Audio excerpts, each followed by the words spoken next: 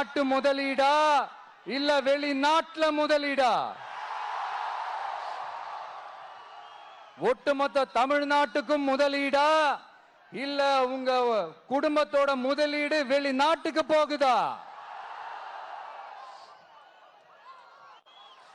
வேளாங்கண்ணி, நாகூர், கோடியக்கரைன்னு இங்க இருக்கிற tourist place எல்லாம் கொஞ்சம் நல்லா டெவலப் பண்ணலாம். பண்ண என்ன குறைஞ்சா போயிடுவீங்க?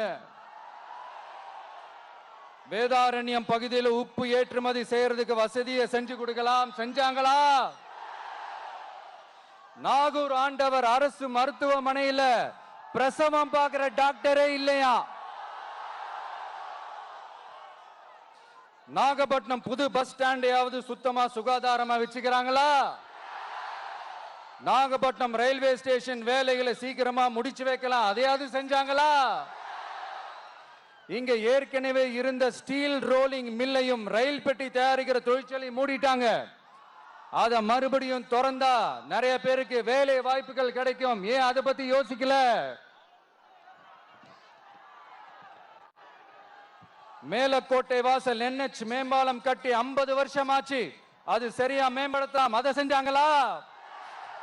Thanjavur to Nagapattinam NH road வேலை பல வருஷமா நடக்குது, இன்னும் முடிச்ச பாடே காணும். அதை வேகப்படுத்தி முடிச்சிருக்கலாம், அதையாவது செஞ்சாங்களா?